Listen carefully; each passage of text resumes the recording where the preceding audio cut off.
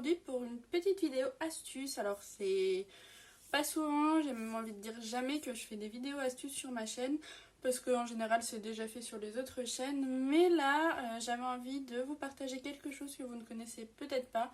J'ai rien inventé, hein, j'ai trouvé ça sur les chaînes anglophones et donc c'est comment découper le papier transparent en partie sans avoir forcément à remplacer par du papier sulfurisé.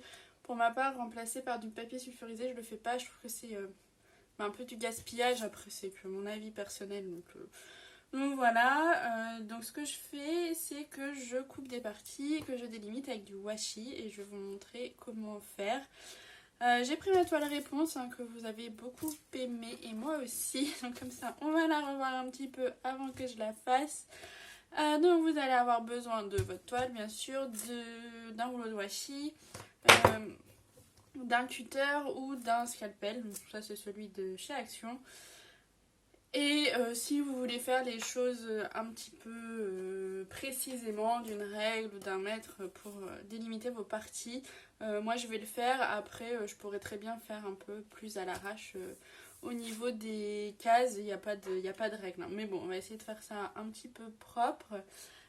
Donc ce que je vais faire des cases d'à peu près 10 par 10, sachant que là j'ai pas un compte rond, on est sur à peu près 34.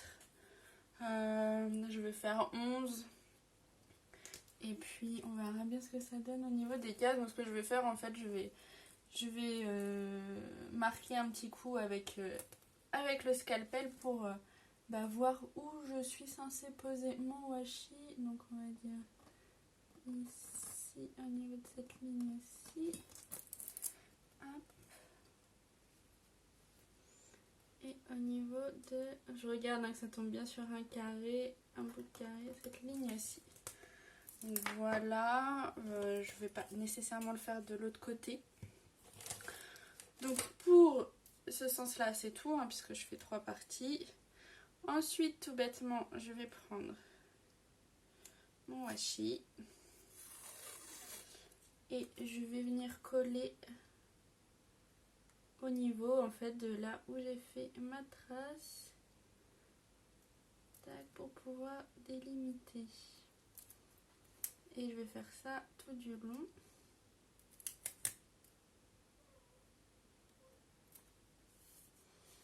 Hop.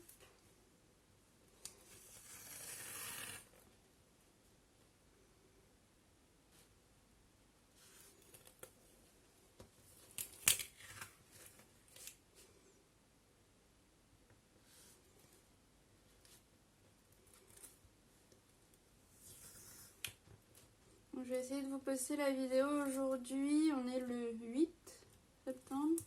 Vous avez déjà eu la vidéo de la toile du renard terminée, mais c'était une toute petite vidéo, donc c'est pas très grave si je vous en poste une deuxième aujourd'hui, et je trouve que c'est intéressant. Donc du coup je suis arrivée au bout, je vais bien jusqu'au bout du plastique, puisque après on va le couper. Et donc après je coupe mon washi, soit scalpel, soit ciseaux, c'est comme vous voulez.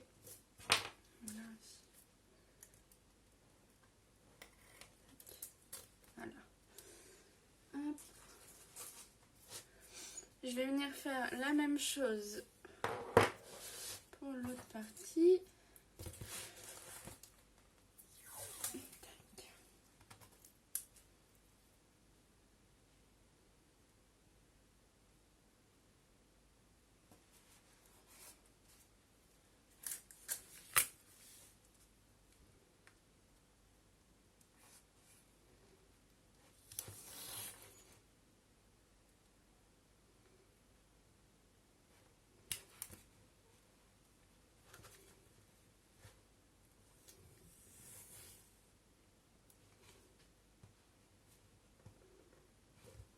Bien sûr, j'ai pas précisé, mais il faut que votre toile elle soit déjà aplatie avant de faire ça.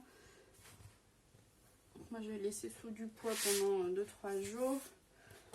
Et elle est bien plate. Mais il faut dire que cette toile, elle est franchement épaisse. Je la trouve de bonne qualité. Donc voilà.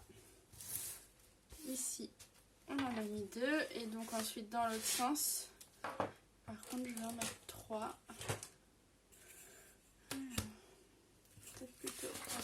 de là.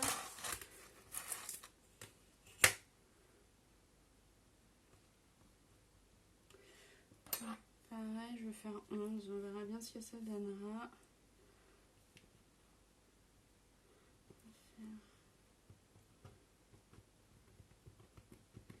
Ici.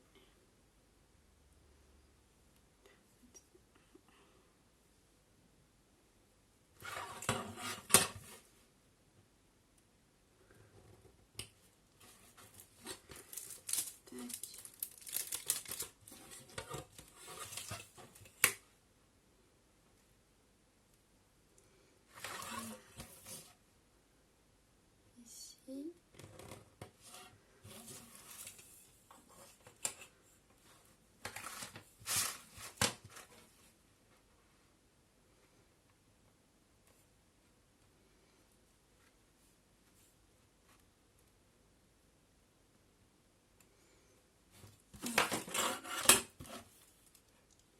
Ici. Après, si vous avez des carrés ou des rectangles qui sont plus gros que d'autres, c'est pas grave du tout.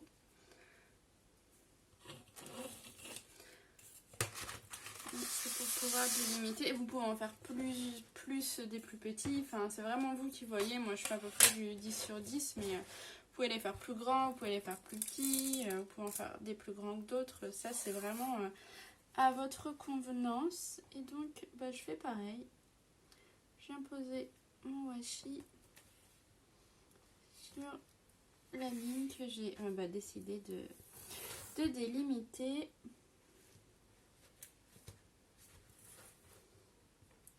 Et bien jusqu'au bout du papier transparent. Hop. Elle est là.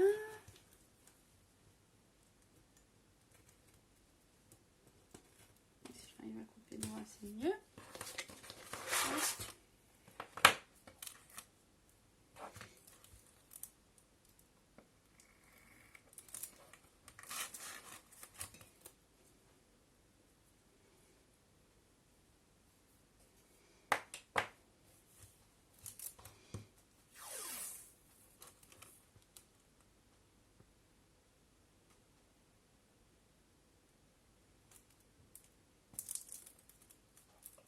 Pas très difficile à faire, hein. Faut être un petit peu attentif, mais il n'y a rien de très compliqué.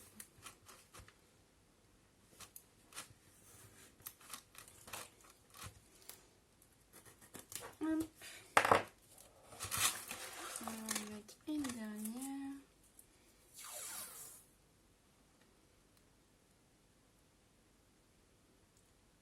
Et moi, ça me permet d'utiliser mon washi. J'en ai plein parce que je faisais du scrap. Je pense que je vais reprendre aussi le scrap prochainement parce que j'aurais mes faire-part à faire depuis un moment déjà. Et j'ai plein de washi qui viennent de chez Action. Et du coup, je les mets pas moi autour de mes toiles. Là au moins, ils sont utilisés.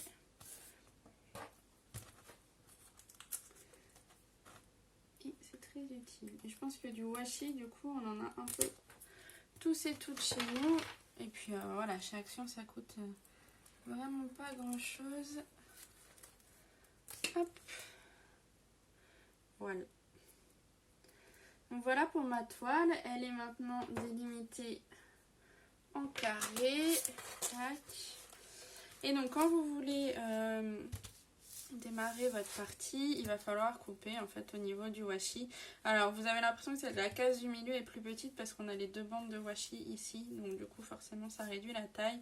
Après voilà, cette partie là va faire partie de cette case là, cette partie là va faire partie de cette case là. Donc après tout dépend comment vous voulez procéder. Soit vous découpez directement votre carré, vous enlevez la bande. Moi perso je préfère la garder si jamais je termine pas ma partie en une seule fois. Donc soit si vous voulez avancer comme ça, vous allez couper ici pour avancer comme ça.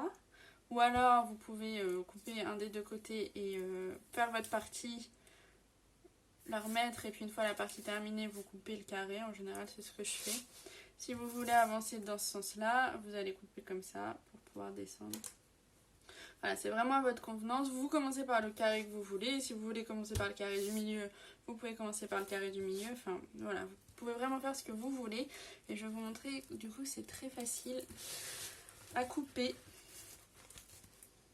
et à repositionner. Donc en fait, mon scalpel, je le fais passer, ou le cutter, comme vous voulez. Je le fais passer à la délimitation du washi. Donc je touche le washi.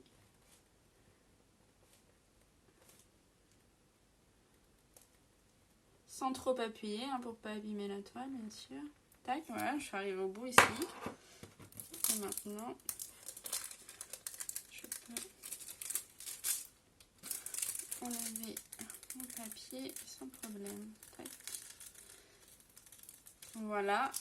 Et si je replie comme ça tient plié. Il n'y a pas de souci, je peux faire ma partie, tac tac tac, ou faire un petit peu. Bon là, il y a un petit bout qui a mal été coupé, ça peut arriver. Hop.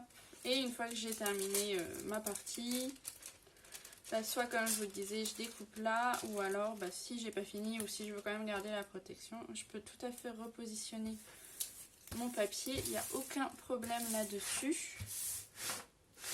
Et ça n'abîme aucunement la toile.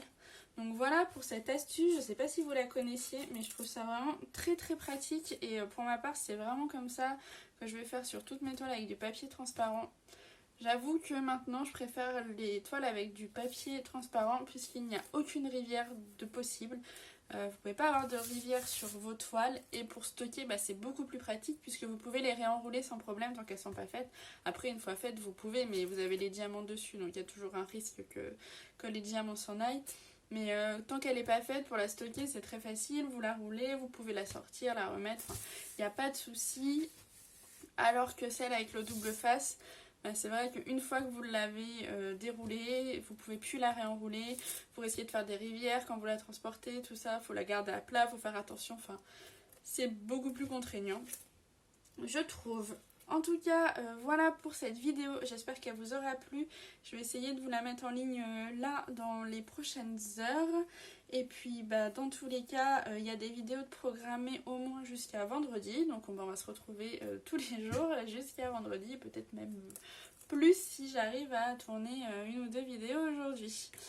Donc, je vous remercie encore une fois d'avoir regardé cette vidéo. Et puis, je vous dis à très bientôt. Ciao!